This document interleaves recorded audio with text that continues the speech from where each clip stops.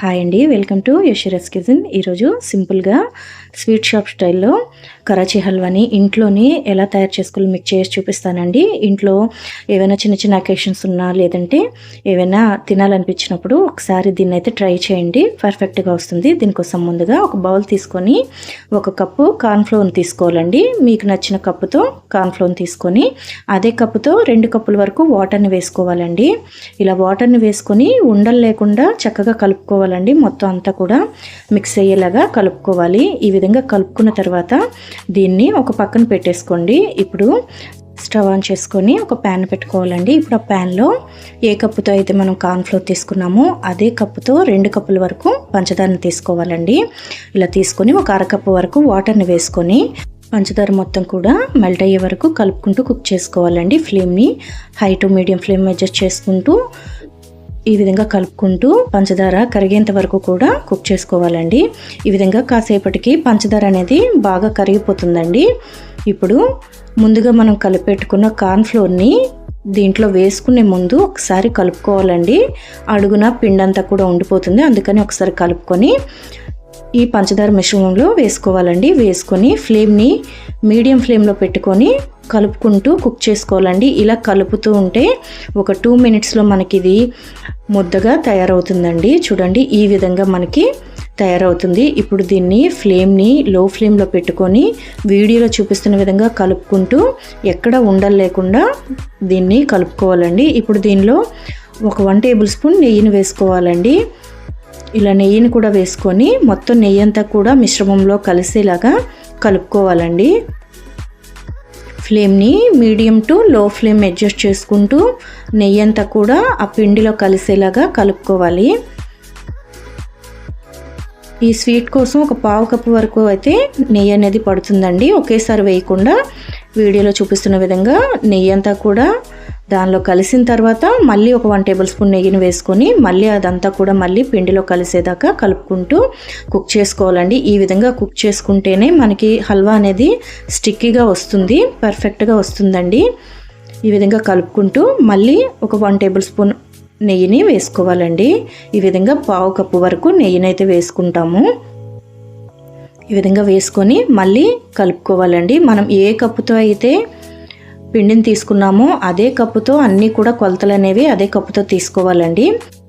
మళ్ళీ ఒక 1 table spoon నెయ్యిని వేసుకుంటూ కలుపుకుంటూ కుక్ చేసుకోవాలండి. ఈ విధంగా మనకి ఒక 1/2 కప్పు వరకు నెయ్యి అనేది పడుతుంది. ఇలా కలుపుకుంటూ నెయ్యి అంతా కూడా మనకు ఆ పిండిలో మిక్స్ అయిపోవాలండి. ఈ విధంగా ఒక 20 నుంచి 30 నిమిషాలు అయితే టైం అయితే పడుతుందండి. ఇలా కలుపుకున్న తర్వాత దీనిలో ఒక 1/2 టీ స్పూన్ ఇలాచీ పౌడర్ వేసుకోవాలండి. వేసుకొని దాన్ని కూడా బాగా కలిసేలాగా ఈ విధంగా కదుపుకుంటూ ఫ్లేమ్ని లో ఫ్లేమ్లో పెట్టి మాత్రమే ఇప్పుడు కుక్ చేసుకోవాలండి. ఇలా కుక్ చేసుకుంటూ కలుపుకోవాలి. ఇప్పుడు దీనిలో ముందుగా మనం కట్ చేసి పెట్టుకున్న డ్రై ఫ్రూట్స్ అండి.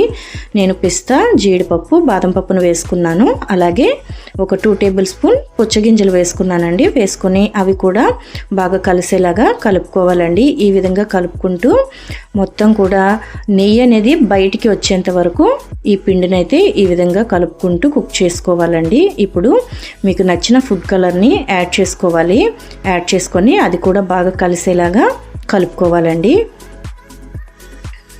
ఈ విధంగా మొత్తం కలిసేలాగా కలుపుకున్న తర్వాత ఇప్పుడు ఫ్లేమ్ని లో ఫ్లేమ్లోనే పెట్టి ఒక 10 నిమిషాల వరకు వీడియోలో చూపిస్తున్న విధంగా మెదుపుకుంటూ కలుపుకోవాలండి. ఇలా అయితేనే మనకి స్టిక్కీగా వస్తుంది, అలాగే పర్ఫెక్ట్గా ఉంటుందండి. ఇప్పుడు స్టవ్ ఆఫ్ చేసి ఒక పక్కన పెట్టేసుకోండి. ఇప్పుడు ఒక బౌల్ కానీ లేదంటే ఈ విధంగా ఉన్న ట్రేని తీసుకొని దాంట్లో కాస్త నెయ్యిని వేసుకొని మొత్తం నెయ్యినంతా కూడా అప్లై చేసుకోవాలండి. ఈ విధంగా వేసుకున్న తర్వాత ముందుగా మనం తయారు చేసి పెట్టుకున్న హల్వాని దానిలో వేసుకోవాలండి. వేసుకొని మొత్తం కూడా బాక్స్లో చక్కగా దాన్ని స్ప్రెడ్ చేసుకోవాలి. ఈవెన్గా స్ప్రెడ్ చేసుకోవాలండి. ఈ విధంగా స్ప్రెడ్ చేసుకొని పూర్తిగా చల్లారినంత వరకు కూడా ఒక పక్కన పెట్టేసుకోవాలండి.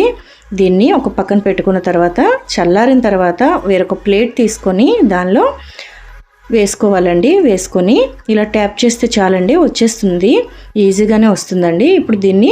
ఇప్పుడు దీన్ని మనకు నచ్చిన షేప్లో కట్ చేసుకొని మనం తీసుకుంటే మనకి ఎంతో రుచిగా ఉండే కరాచీ హల్వా రెడీ అయిపోయిందండి. చాలా పర్ఫెక్ట్గా వస్తుంది. టేస్ట్ అయితే చాలా బాగుందండి. మీరు కూడా ఒకసారి ఈ విధంగా ట్రై చేయండి. చూడండి చాలా స్టిక్కీగా వస్తుంది. మీకు ఇంకా స్టిక్కీగా కావాలి అంటే ఇంకాసేపు పిండిని మనం కుక్ చేసుకుంటే సరిపోతుందండి. చూడండి ఇలా స్టిక్కీగా వచ్చి టేస్ట్ అయితే చాలా బాగుంది. మీరు కూడా ఒకసారి ట్రై చేయండి. ఈ రాఖీ పండగకి లేదంటే ఏమైనా చిన్న చిన్న అకేషన్స్కి ఒకసారి ఇలా ట్రై చేయండి. స్వీట్ షాప్కి వెళ్ళి తీసుకునే పని లేదండి. ఇంట్లోనే చాలా ఈజీగా హైజీనిక్గా ప్రిపేర్ చేసుకోవచ్చు. వంట రాని వాళ్ళు కూడా ఈజీగా చేసుకోవచ్చండి. మీకు ఈ వీడియో నచ్చినట్టయితే వీడియోని మీ ఫ్రెండ్స్ అండ్ ఫ్యామిలీకి షేర్ చేయండి. అలాగే ఛానల్ని సబ్స్క్రైబ్ చేసుకోండి. Thank you for watching.